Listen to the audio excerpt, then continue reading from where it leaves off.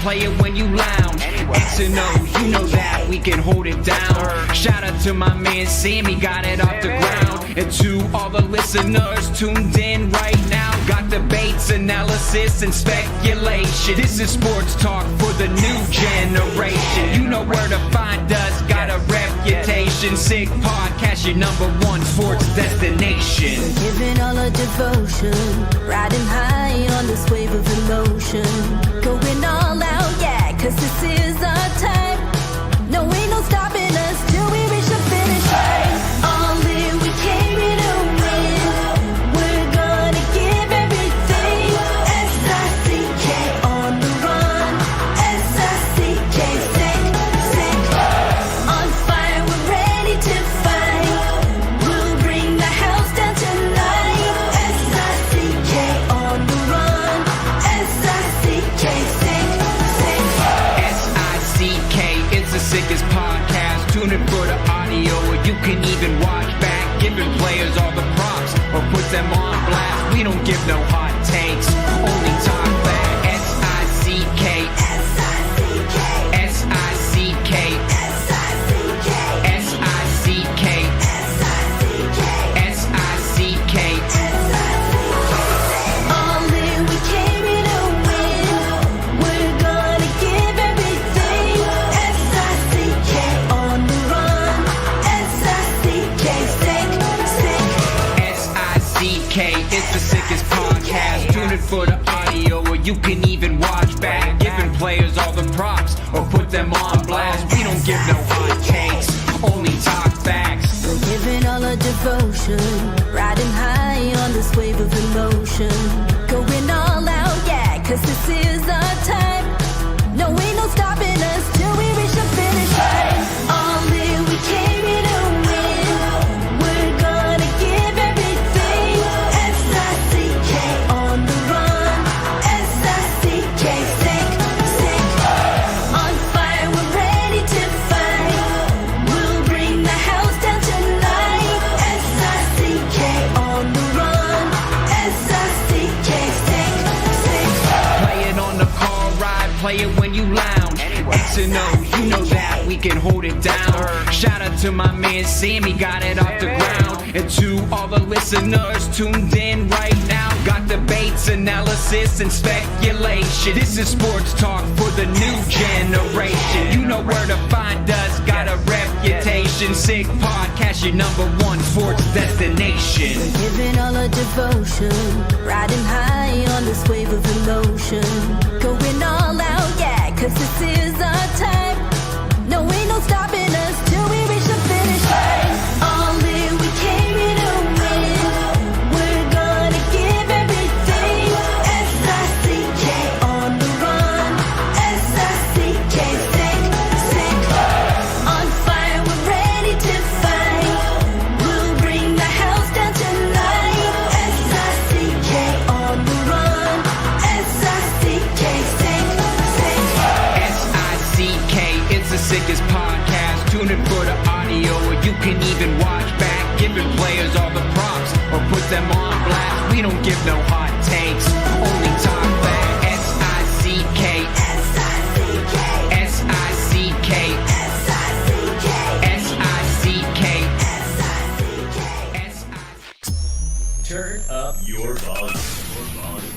Because you're about to listen to The Sick Podcast. The Eye Test with Pierre, McGuire, and Jimmy Murphy. The Stanley Cup winning Colorado Avalanche. And after 22 years, Raymond Marsh! The sickest NHL podcast. It's gonna be sick. And welcome to another edition of the Eye Test here on the Sick Podcast Network. He is Pierre McGuire. I am Jimmy Murphy. Pierre, how are you? How was your weekend? Good, thank you. Jimmy, how about you? Not bad at all. Did you have a good Father's Day? I was traveling yesterday, so it was good. But I watched a lot of hockey. I watched the American Hockey League playoffs. We've had 2 overtime games, one on Friday and one on, obviously, Sunday night. It's a series that's tied 1-1 between Abbotsford right now and Charlotte. Great series. A lot of wild stuff happening in the series. Lots of skill for both teams. Lots of speed. It's good. It's a lot of fun to watch. Good stuff. Good stuff. Yeah, I spent a nice day with my daughter Maddie yesterday, walking around my new home city here in Providence, Rhode Island. So it was nice. It was very good. Pierre, let's go back to Saturday night. The Edmonton Oilers had a chance to go up 3-2 in the series on home ice. They don't do it. They end up losing 5-2. And I got to say, Pierre, I don't know, just the way the Panthers play on the road, I consider myself not that surprised. I know I picked the Oilers to win, but I'm also not surprised they lost. I just think there's something about this Panthers team. Like they really pride themselves and really love taking advantage of silencing an opposing crowd, of going into an arena and dictating the style of play. And that's once again what we saw, in my opinion. So they've gone in Edmonton 3 times this playoff season. They've won 2 out of 3. And the one they lost, they should have won. Correct. So this series should be over, if you want to know the truth. Right. The better team, if you just look at periods won and leads through minutes played, it's not even close. No. So the Florida Panthers are a really good team. They're a juggernaut of a machine. Their management is good. Their ownership is great. Their coach is outstanding. Their coaching staff is elite. Their leadership is phenomenal. And nobody did better at the trade deadline this year than Florida with Seth Jones and Brad Marchand. Nobody did better. And Jimmy, I know he's your friend. You've been around him a long time. I've never seen Brad Marchand play more mature hockey. It's not just the goals. Okay, the goals are great. Yeah. This is my challenge to people that really want to get in the scouting business. Go watch Brad's eyes before he scores either one of the 2 goals from Saturday night. He identifies right away that he's against Corey Perry. So he knows he's going to win any race in the first goal. So he does. And eventually he gets the puck and he walks Jake Wallman, who's been, talking a lot and did score a goal earlier in the series. But Marchand did that on purpose. Yeah. He knew that he was playing against Perry. He was going to beat him up the ice. And he wanted to embarrass Wallman, and he did. So that's one. But this is the key one. Nobody's talked about this one. Go watch his eyes when the center ice faceoff is taken, and he wins the race to the puck. Even though Edmonton won the faceoff, he gets possession. And do you know why he did that? He saw where Matthias Ekholm was playing. Matthias Ekholm was a left shot who was playing on the right side. 99% of his shifts are on the left side. Yep. Ekholm was on the right. And what happens is he wins the race, and he does the same move on Ekholm that he did to Wallman. Yeah. He's at a whole other level, man. I'm telling you. He really is. So, obviously, as you said, that comes with, veteran experience and maturing over time, which he has done. I'd argue, let's go back, say, to 2005. Let's just say the last 10 years, okay? Yep. Name me another player that's matured as much as him. Well, I don't know if I could answer that. Off the top of your head, it's hard. I know. Yeah, I don't think but I mean, seriously, I would see to the point and just tell you how good he is. But this was, I think, his real calling card in terms of waking up. When he embarrassed himself with the Ryan Callahan situation, the face licking. 2018, yep. That all the shenanigans pretty much stopped from there. Yep. I think he knew he embarrassed himself. He embarrassed the Boston Bruins. He embarrassed the sport. And more than anything else, he embarrassed himself. Yeah. And I think that was it. He said, you know what, I got changed. And he did. He did. He did. So, Pierre, when you get a veteran like that and he comes onto your team, and he's only been there since March, right? And he has the ability to sense that or to read all the things that you just saw there, right? How is, I don't know how to phrase this. How is he able to get his team on board, his teammates on board with that? Hey, guys, is he telling them that, you think, on the bench? Is he talking about that in practice? Is he saying, guys, have you noticed that so-and-so has been doing this and we should capitalize on that because they're leaving that gap open there? You think he's probably doing stuff like that? Yeah, but he learned from the very best. Yeah. He learned from Chara, Bergeron, Recchi. So one guy's already in the Hall of Fame. Recchi's already in the Hall of Fame. You got to think the big defenseman is eventually going to get in the Hall of Fame. I'm on the committee, so I can't say much. But you would think, based on numbers and what he's done in comparables, he's got a fighting chance to get in. And you would think that Bergeron eventually has a fighting chance to get in. You would think. I don't know this, but I'm just going to guess. Yep. So this guy's been mentored by 3 amazing players. Right. That have made huge impacts on his career. Yeah. Huge. And you made this point to me, which I thought was brilliant, and I commend you for it. Talking earlier. Think about all the coaches he's played for, not in the American League or in junior, but in the NHL. Mm-hmm. Go look at all the coaches. Yep. Think about it. Yeah. Start with Claude Julien. All Jack Adams Award winners. All guys that won the Jack Adams Award. Paul Maurice is now his coach. This guy's never played for a bad coach. Yeah.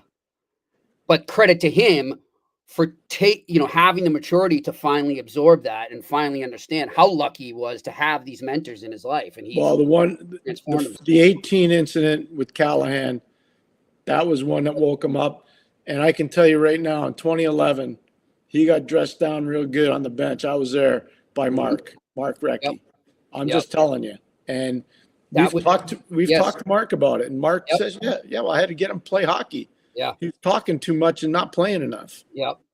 It's funny. I actually just saw a tweet coming from James Duthie saying that in his conversations with a lot of players and coaches during this series, that this has been the most trash talking they can remember in a series. Yeah.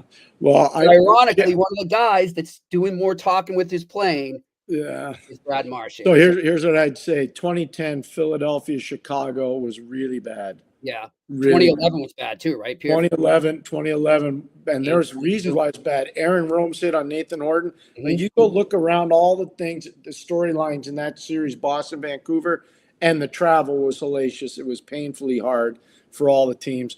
and the behavior of the fans in both cities was crazy. Yep.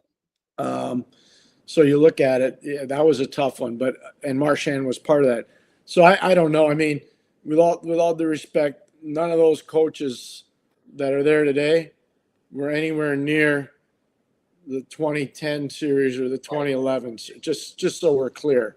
Exactly. So yeah. All right. Well, listen, we've got our guest here now, our good friend, NHL agent Matt Keator, join us here on the Eye Test.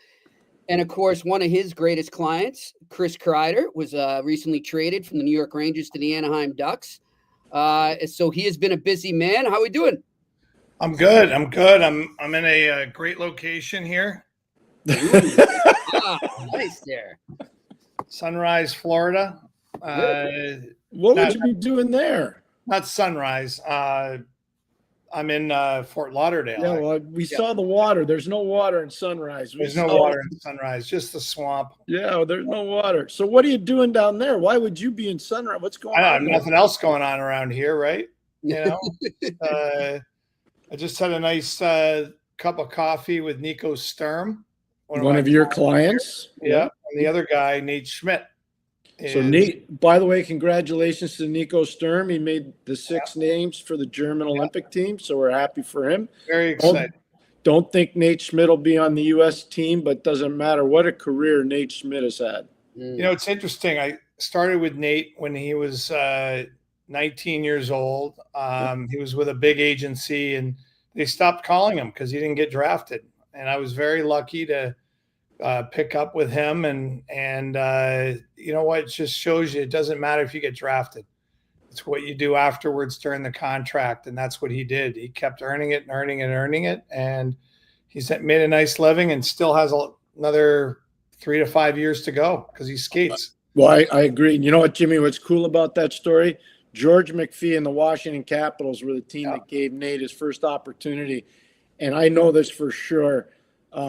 George McPhee continually told me at the time what a great job Matt had done representing Nate. And usually agents don't get praised from the general manager. No, George doesn't like agents. But no, I can just tell you.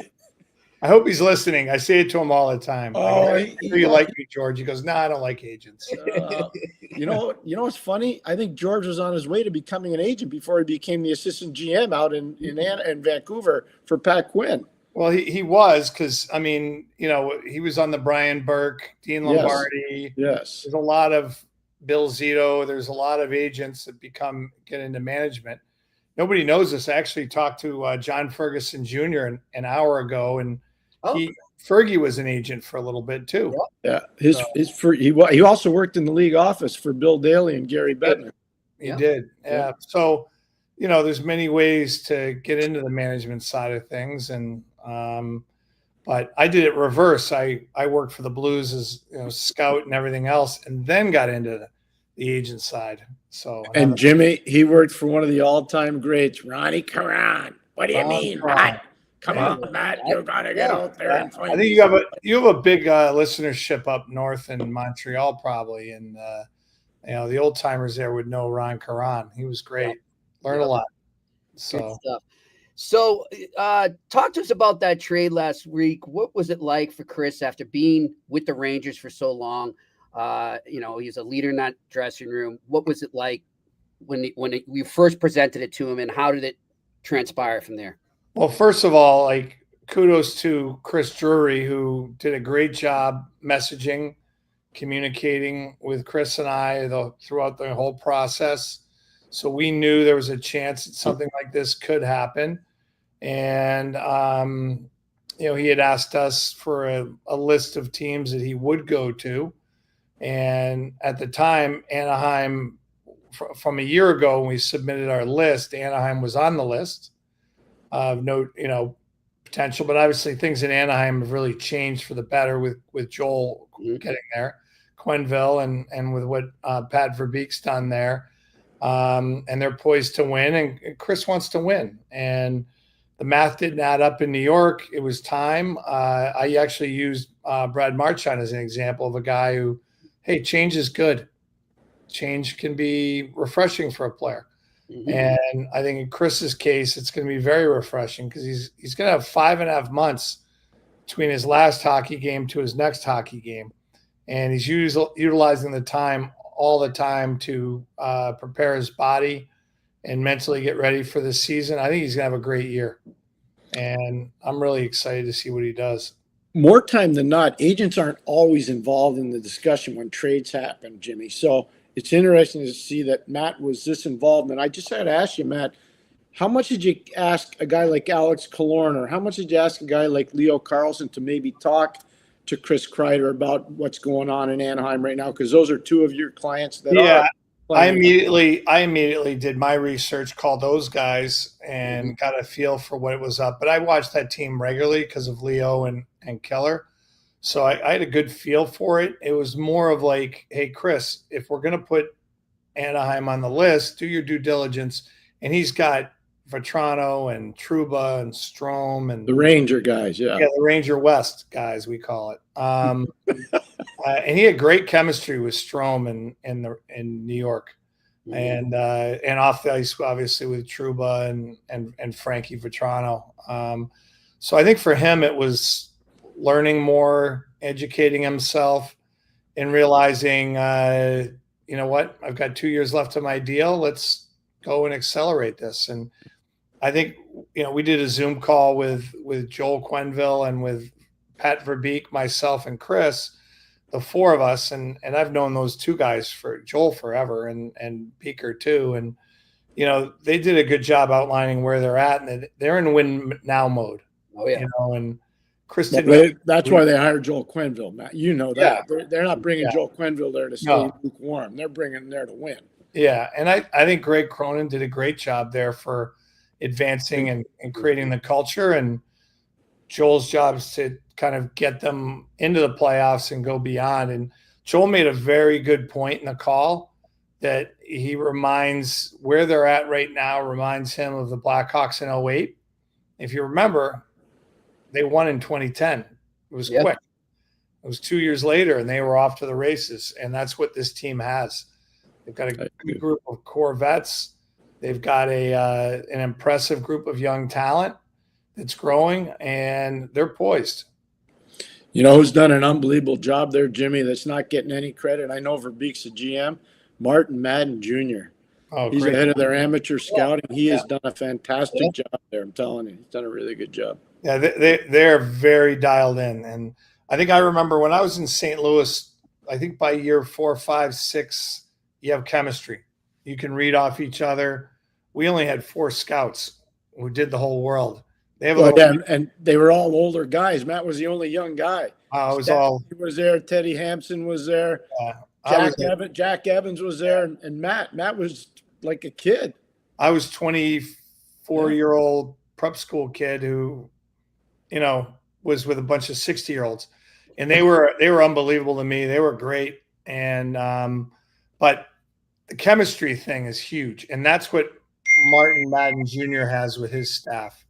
Yeah, and we've got a guy around Boston, Steve Lyons, who's probably the best in the U.S. He's awesome. His father was a legend, Joe Lyons. His father was a scouting legend. Yeah. So for those, they've got a very good read on players, not only as players, but as people. And I watched the way they worked through the Leo Carlson thing. They had Leo number 1.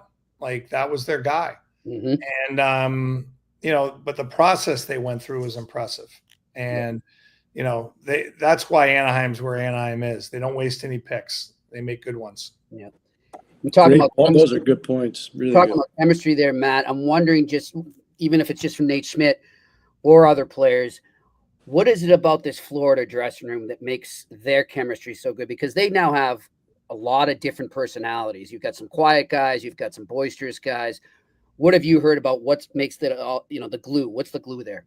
So I got to know them last year through Brandon Montour. I got to know the room a bit through Montour, and Brandon really has been. He was with Anaheim when Anaheim was weak. He was in Buffalo when they made him a forward.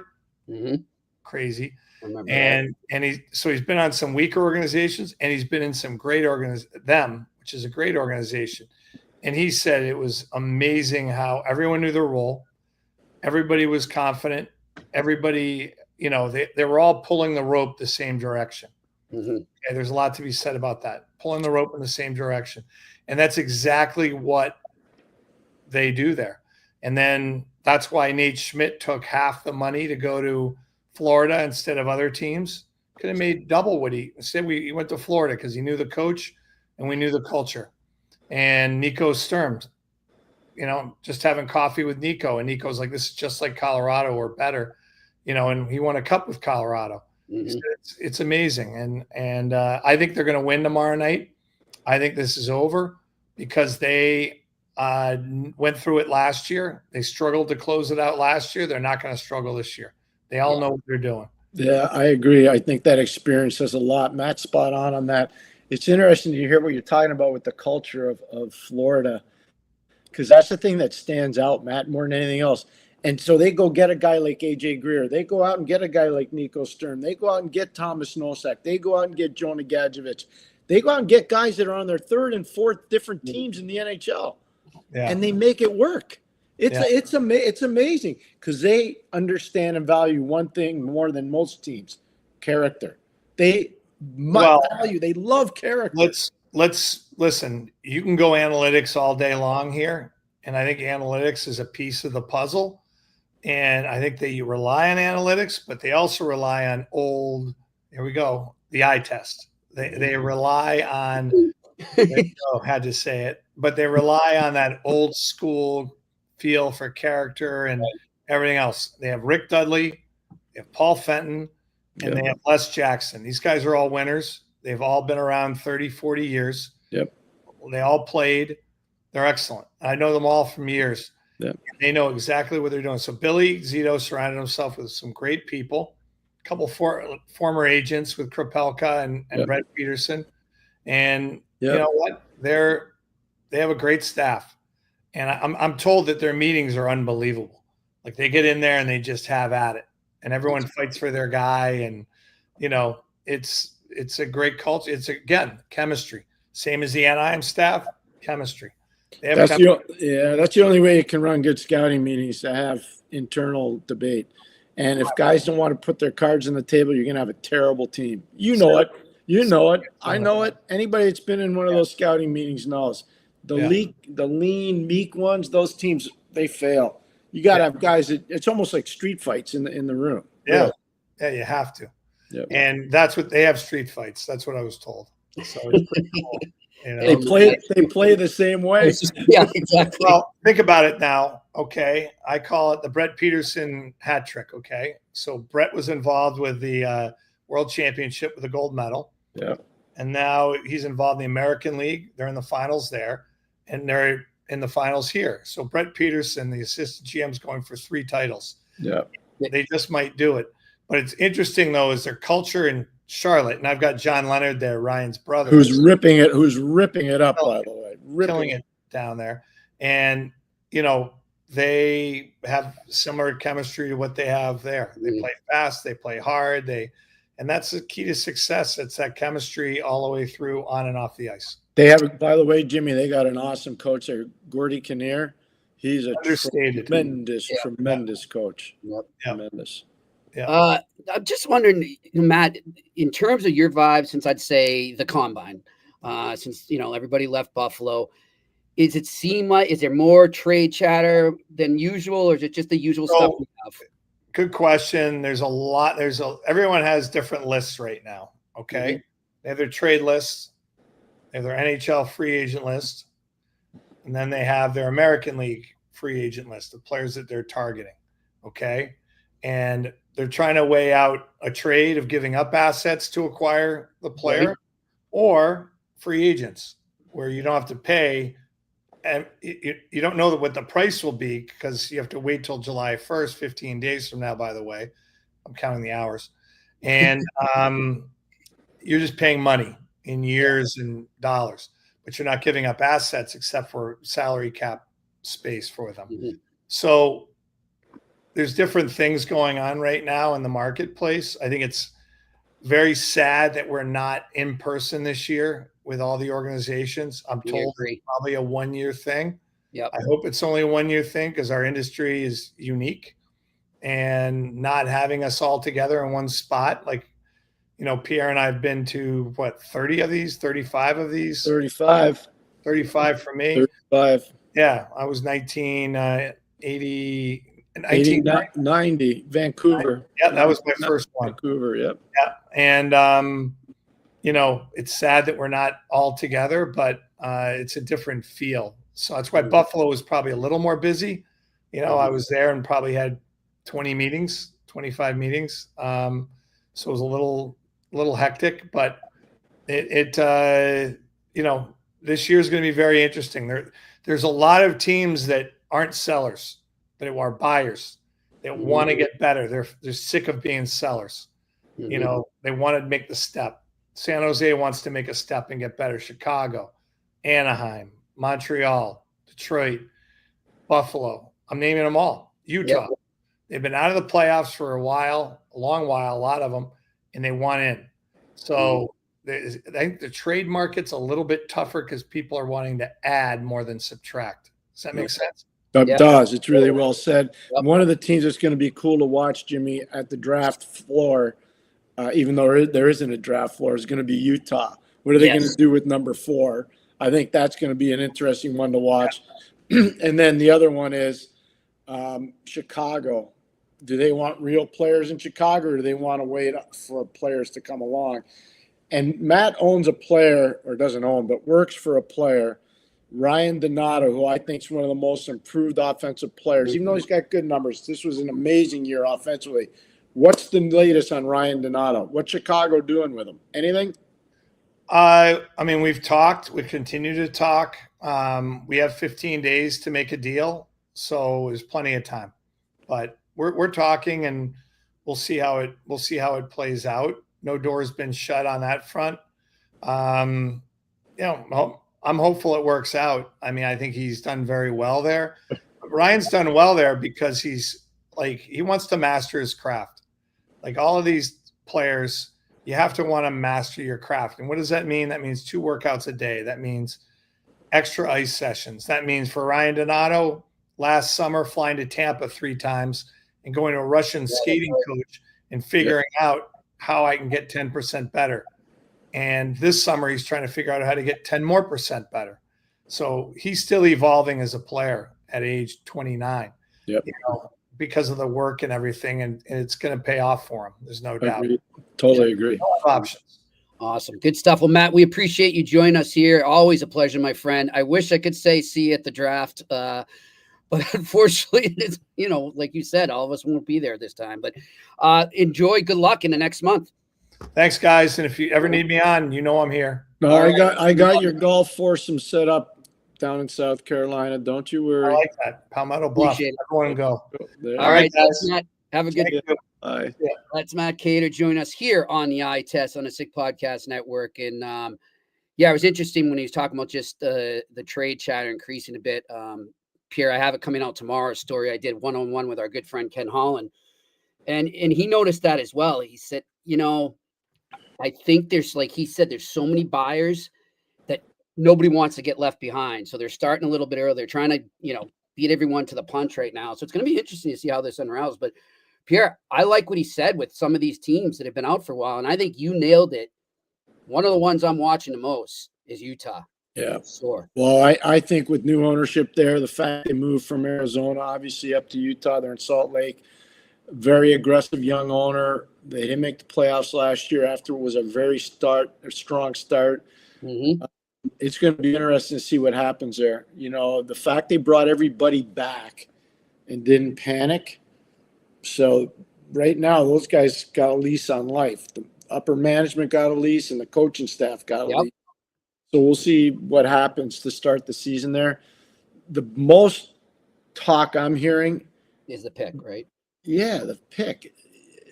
That's in play. But here's the other one that I think is really important.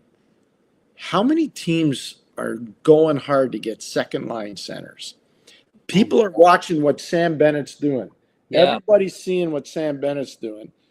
Now, I don't know if he's leaving Florida or not. I'm going to say he's probably not leaving. Okay, I don't think he's leaving Florida. I don't think he is either. But people see what he's doing, and people are like, okay, we need somebody that can play against him. Yep. If you're Montreal, you're in the same division. You're Toronto, you're in the same division. You're Boston, you're in the same division. You're Florida Panthers, you got the guy that everybody wants. Tampa's in the same division. Buffalo's in the same division. Ottawa's in the same division. None of them have Sam Bennett. None of those teams. Mm-hmm. None of them have it. So what are you going to do? They all need it. This we don't script this. One of the questions I had to ask you was, and now I'll do it since you brought it up. Do you think because of that demand for a 2C by so many teams right now, are we going to see extreme overpayments for some guys? Free agent guys, you might. Yeah. I don't know if people are going to just jettison assets. Matt Keator said something that's really smart.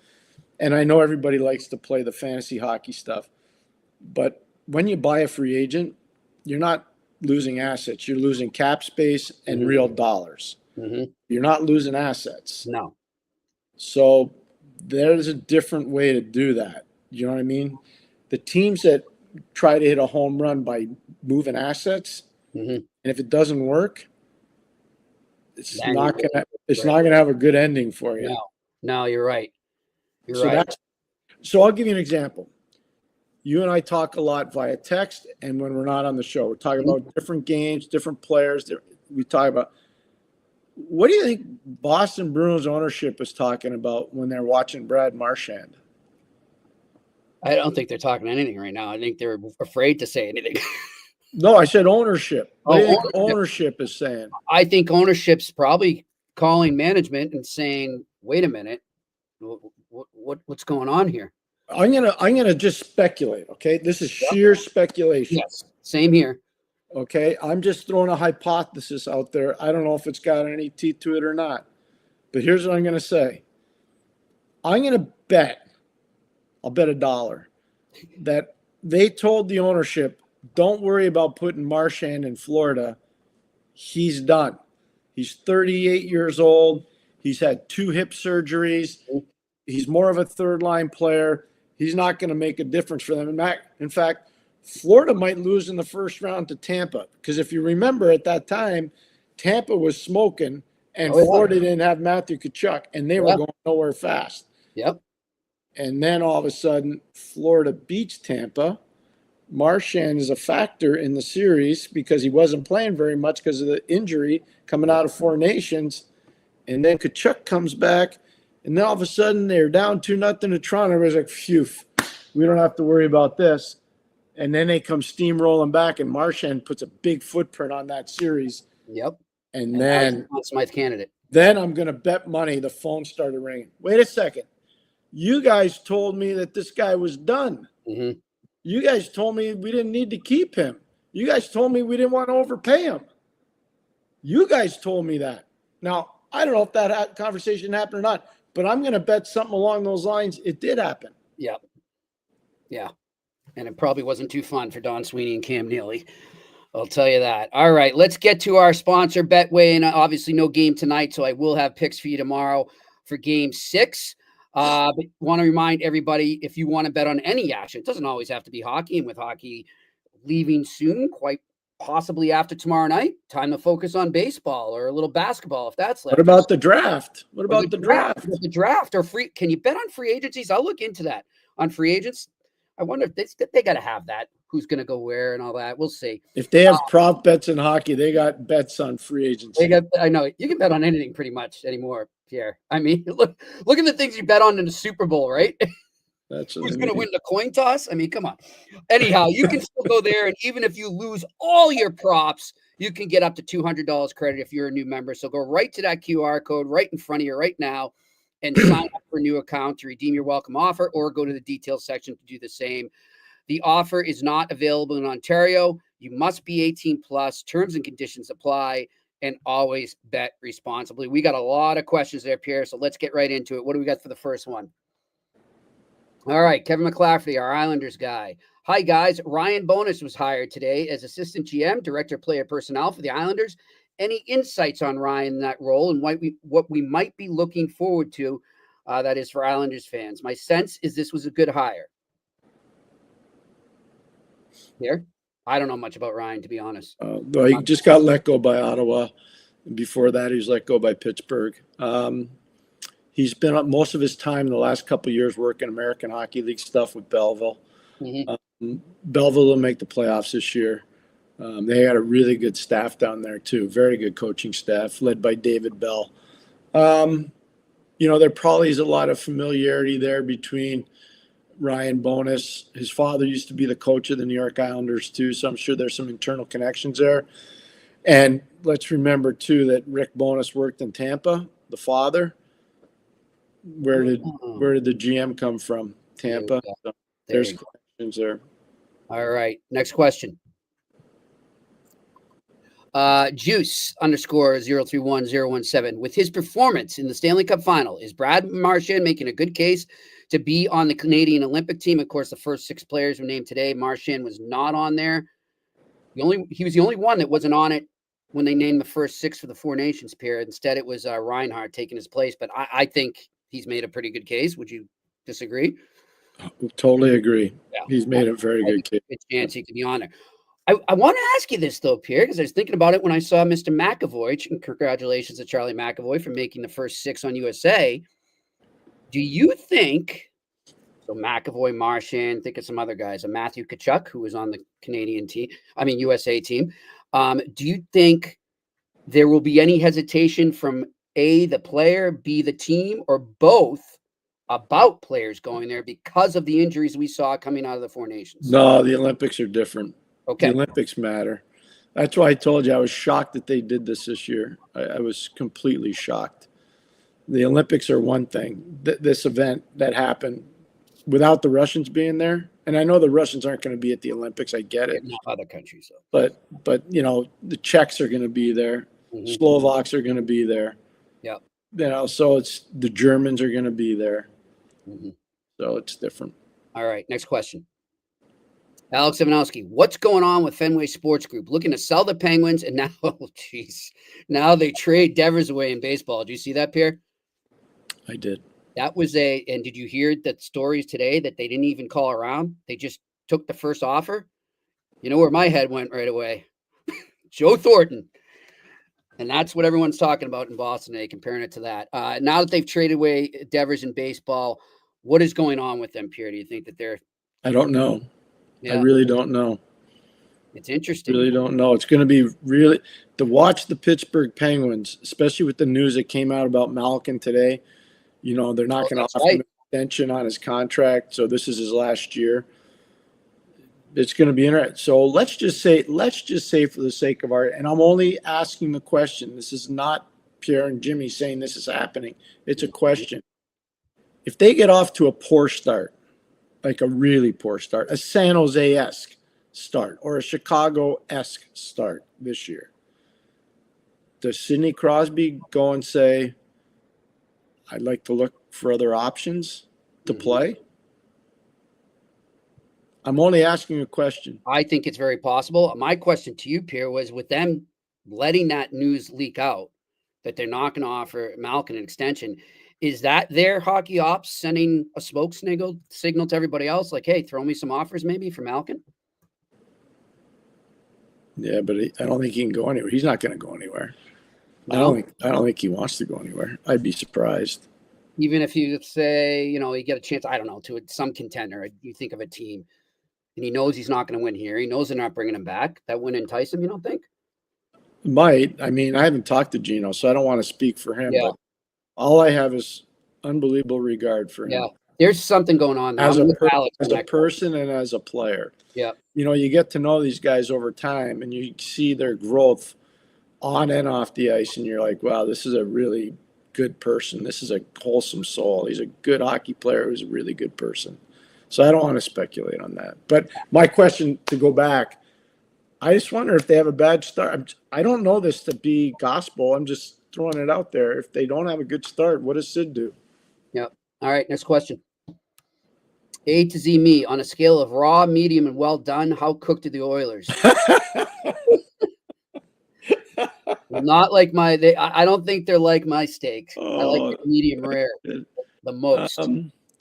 I don't think they're totally done, but I think that Florida will play their best game of the series in Game 6. So Edmonton's going to have to play their best game. If Edmonton doesn't play their best game and Florida does, Florida's winning. It's that simple. Florida. Yeah. All right, next question. How about Matt Keator? He was dead serious. He goes, it's over. He thinks it's over. Yeah. Interesting. I don't know, man. Just the way I see things lately in sports, whether it's hockey, other series, nothing makes sense lately. So I could see Edmonton winning and then Florida winning on the road. Just because. I don't know. Okay, let's go. Next question. Next question. Pelaskian, I don't know how to pronounce it. Pelaskian Skeleton. Do you think the Anaheim Ducks are at risk of repeating the bad experiment that the Sabres made by not having enough veterans on their team to teach Zegras and others a thing or two? I respectfully disagree. I think in the last 2 years, they've added veterans. You had Trouba, you have Kreider now, you've gotten some other guys. Killorn brings us 2 Stanley Cup rings from Tampa. Who's the defenseman that was on Tampa? Radko Gudas. Yeah, Gudas. He brings a Stanley Cup ring from Florida. I mean, no, I think they've done a good job of that. I think they have too. I don't know. Do I have questions about consistency in goal? I do. Mm-hmm. Do I think they're going to be mature enough on defense? I think they made not maybe a mistake, but trading Cam Fowler to St. Louis, I think kind of hurt them a little bit last year. But you look at Strome, you look at now the addition of Kreider, you look at Frankie Vetrano, they got older guys there. Like, yeah, I don't think that's an issue. They'll bring in that's an issue at all. And by the way, right now, if the season started, I bet you Trevor Zegras is a third-line player there. I don't know anything. I just don't think he's even going to be there, Pierre. But that's just but I'm saying if we started right now, yep, there's a third-line player there. Yeah, I'd agree. That's where he is. All right, next question.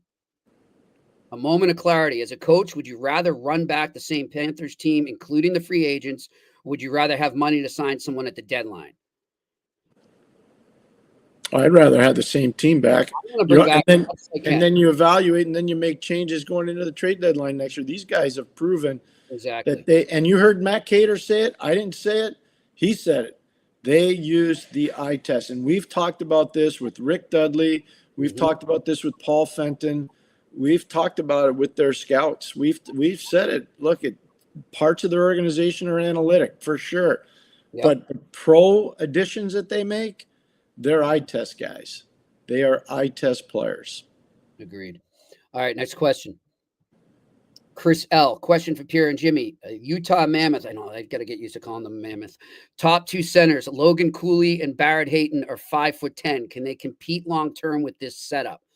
They could use some size up the middle, but who's the guy that's a third line center? That's a RFA? McLean. Yeah. We'll see. They're, like Pierre said, they're going to be a very interesting team. Or McBain. Did I say McLean? McBain. Yeah, I was going to say, McBain. No, McBain. I'm McBain. Jack I'm McBain. thinking of myself, McLean. No. Thanks for the correction there, Shane. Yeah. No, McBain is he's a Boston College kid. His dad played in the NHL. His dad, Andrew, was a very good player. Yep, I remember. Very good player. Played Cornwall, I think Cornwall Royals and Winnipeg Jets in Ottawa. Dad was a good player. Big guy. Father was huge. So I don't know. Just getting back to the question, I wouldn't trade Logan Cooley. No. Hayton's going to have to find a way to make himself every day useful. He'll have to figure that out. All right, next question. Randy Workman, Jimmy and Pierre, do you think it will be as crazy after the Stanley Cup final and the draft? Well, you just heard what Matt Keator said, so yeah, I think. Yeah, and with free agency on July 1st, yeah, I'd say yes. Trade market too. All right, next question. Jay Fed, Pittsburgh has $24 million in cap space. What if they sign Dubas's boy Marner? They could be this year's Washington Capitals. No. Jay Fed, with all due respect, I get what you're saying. Could they turn it around and flip it around? Maybe, but I wouldn't. Hey, did you see like now they're talking about moving Erik Karlsson, they're talking about moving Brian Rust, they're talking about moving Rickard Rakell. I didn't make that up.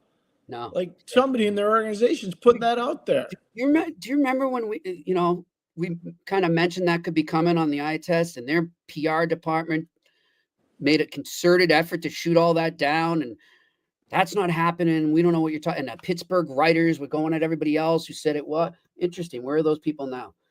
Anyways, next question. Murray McDonald, thoughts on Bogdan Konuchkov and Adam Enstrom? Will they make the Habs, and what can they bring to the CH? I don't know if they're going to make it this year. They're both very talented players. I think it's going to be interesting to see Montreal's training camp. Really interesting. A lot of jobs up for grabs this year. Well, they're on the right side of the defense. There will be. Mm-hmm. I think there'll be a battle for even though, we all like our Jack guy. I think there'll be a huge battle between him and Struble for that last spot on the left side, everyday last spot. Yep. What happens if, and I'm not going to put names out there, what happens if Montreal gets really aggressive and says, you know what? We're going to trade an established player to go out and get our second center. And what happens then? So I do think there's going to be an amazingly competitive training camp in Montreal next year. All right, next question. Juice _031 017. If the Oilers lose again in the Stanley Cup final, is getting another faceoff man, preferably right hand, something they should look into in this offseason? I said it before the series started. That's where they are really not anywhere close to Florida, the four centermen. I said it, starting with Nosek, go to Lundell, go up to Bennett, then you finally get to Barkov. In the last game, the faceoffs were 54-46. 54-46 in favor of Florida. So if they're not, they got to do something, because the one thing I say is Connor McDavid's a great player. He's no good on faceoffs. Yeah. And I would say, Pierre, a guy you focused on as an X factor coming into the playoffs, and he's got to be hurt or something. So I'm not knocking him as a player, but Adam Henrique has not been as good as expected. I thought he would be, for Edmonton to win. He had to make an impact in the series because he's the one guy that could go head to head, face-off wise, with all those centermen. Mm-hmm. And that so far really hasn't happened. Yeah. There was one game, I think it was game 2. Yep. Where Edmonton out face-offed Florida. They lost. Yep. Yeah. That was the one game. So. All right. Next question. Juice _031 017. Did coming back all the way down 3-0 in game 4 take a lot of energy out of the Oilers, which is the reason why they played so poorly in game 5? If you would have listened to the eye test the day after, I said, here's a big problem for Edmonton. They might have won the battle, but they're probably going to lose the war because they had to overextend. McDavid played over 30 minutes in that game, and they had a defenseman, Troy Stetcher, that only played 4 minutes and 18 seconds. So that meant that all Darnell Nurse and Matthias Ekholm and all those guys had to play way too many minutes. And then you see what happens. They get into game 5 up in Edmonton, and they get steamrolled. They're out of gas.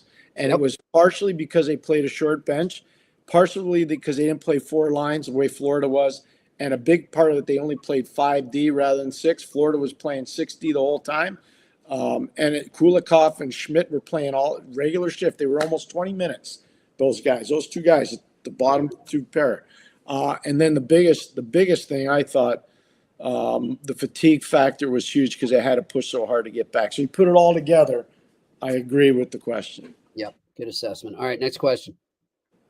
Alex Ivanowski, in that 2010 series, who had the best lines in the trash talk? Pronger was a master at one-liners. Adam Barish could hold his own. Same with Eager and Carcillo. Anyone stand out to you? Andrew Shaw, he was really good. Andrew Shaw was good. Barish was really good. Pronger's just Pronger. Christopher's just so smart and witty. So he had some good ones.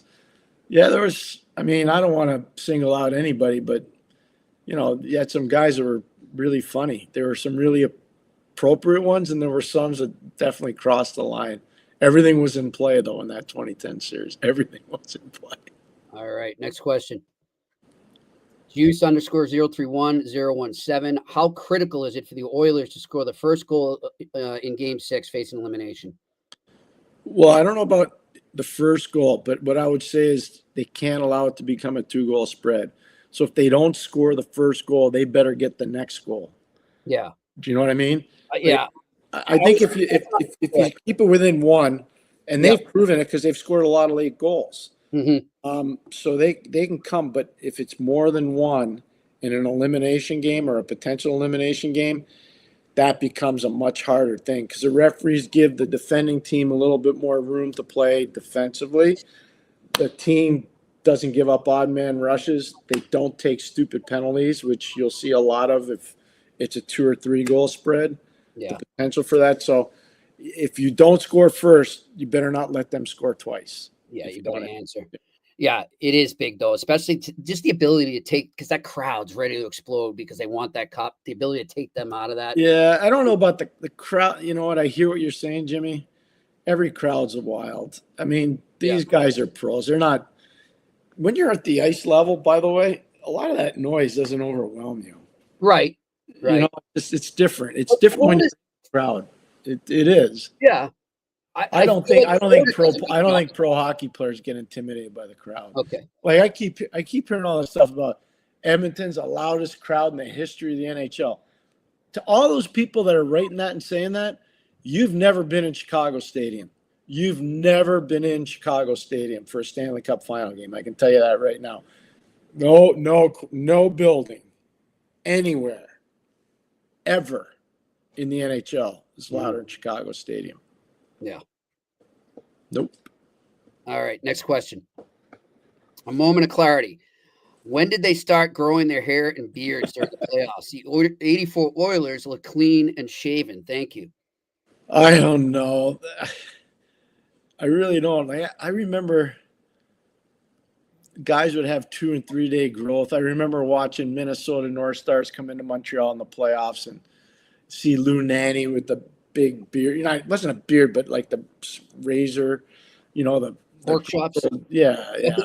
So all those guys. I remember Chicago would come in, and when I was a kid, they didn't have that. But they had like growth, but they didn't have the big beards. You know what I mean? I think they shaved after every series. The funniest is the young kids trying to grow. Well, what's really funny. What's really funny is Lou Lamoriello is a stickler for this hair and facial hair. The only time he allowed facial hair, and you can look it up when he was in Jersey or when he was in Toronto, in the playoffs, he allowed players to grow beards. But that's the only time. Okay. It's the only time. All right. Next question. Moment of clarity again. Does it bother you that the Oilers coach mentioned the refs the other day? It seems like something you do in the regular season. Yeah, it's part of it. They're always trying to work the refs in their pressers and everything, right? Sometimes it works, sometimes it doesn't. Jimmy just said it so well. I agree with Jimmy. It's just part of the gamesmanship. Look, I'm on the referee side more often than not, but I would say this. I didn't like what happened at the start of the playoffs this year when they were basically letting cross-checking go. And I think it sent the wrong message for most of the playoffs because of that happening. Yep. All right, next question. Randy Workman, Jimmy and Pierre, do you think Kadri wants out if the Flames go south? Get back to us on. I mean, I don't know if they are going to go south. I don't either. I like what's going on there. I like it a lot more now than when Conroy took over. Yeah.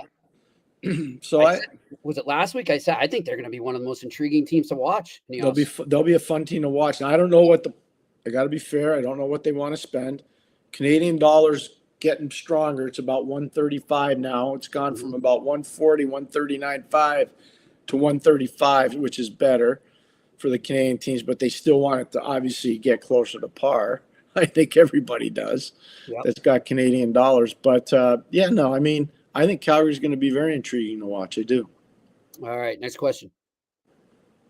Moment of clarity again. How important is it to add players without losing players at the deadline? Sometimes you want to lose some players out. Sometimes if you see a really good team trade away a high-end player or a perceived high-end player, usually it's because there's a reason why. Mm-hmm. They wanted to clean something up in their room. Mm-hmm. Not saying what it was, but when you can do a deal like what Florida was able to do. So Florida paid a lot to get, with Chicago to get Seth Jones. They did. They paid a lot. But what they paid for Marchand, first it was a second-round pick that switched to a first because of where Florida's gone in the playoffs. I don't know. What is it, 2027, that first-round pick, Jimmy? 2027, yeah. Next year's 26. Yeah. Florida may have won 2 more cups by then. Mm-hmm. So the answer is, you'd rather make player trades like what Florida did to get Marchand. Yeah. All right, next question. Randy Workman, Jimmy and Pierre, would you take a chance on Kuzmenko in free agency? Well, I was interested in trying to get Kuzmenko to come to Ottawa before I lost my job there. Talent level is excessive. So would I? Yeah, I would, but I don't have a team right now. All right, next question.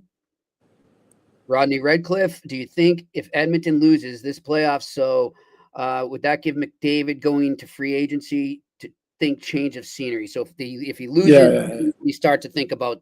I don't know because I haven't talked to Connor. I would never want to put words in his mouth. I have too much respect for him as a player. But he's part of something really special there. They've been the back-to-back Stanley Cup final. I mean, they're a good team. Do they have to fix some things? Jimmy and I talked about it today. They got to. Whether they win or lose, they're still going to have to talk about their goaltending. Yes. Whether they win or lose, they're going to have to. Amen. And I think they're still going to have to talk about their D. Mm-hmm. All right, next question. Sean Myers, question for both of you. Can we get a prediction for tomorrow's game? Pierre doesn't do predictions. I already said I think it's going to go 7. So I'll just say this. I took Florida to win before. And I still think Florida's going to win. Whether they win in 6 or 7, I don't know. But I'd be shocked if you go all the way to Edmonton like they did for a Saturday night game after playing on a Thursday with 1 day off. They go all the way up there. They put a beat down in Edmonton to come back home to Florida and lay an egg. I'd be absolutely shocked if they did that. I'd be shocked. But stranger things have happened. Exactly.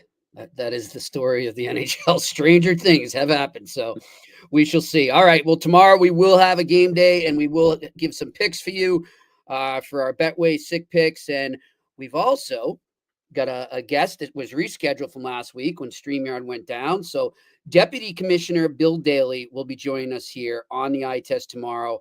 Looking forward to that. Pierre, until then, you have a wonderful night, my friend.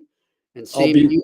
I'll be doing that show from the airport in Fort Lauderdale, Florida tomorrow. Oh, that's right. You going down for Tomorrow morning, I got a 3:20 wake up call to catch a flight down to Lauderdale. 1-day trip? Back and forth. Yeah. Good for you. Good for you, my friend. Well, then get to bed now. I'm not going to the elbow room or any of the bars. No. I'm going to the TV studio. I hear you. All right. Thank you, Jimmy. Great job thanks there, everybody man. out there. We appreciate it. All your questions, and for everybody listening, we appreciate you as well. Thanks to Matt Keator for joining us. This has been another edition of the Eye Test on the Sick Podcast Network. And that's a wrap. Hope you don't miss us too much until next time. Follow the Eye Test with Pierre McGuire and Jimmy Murphy on YouTube, Facebook, Google Play, and Apple Podcasts.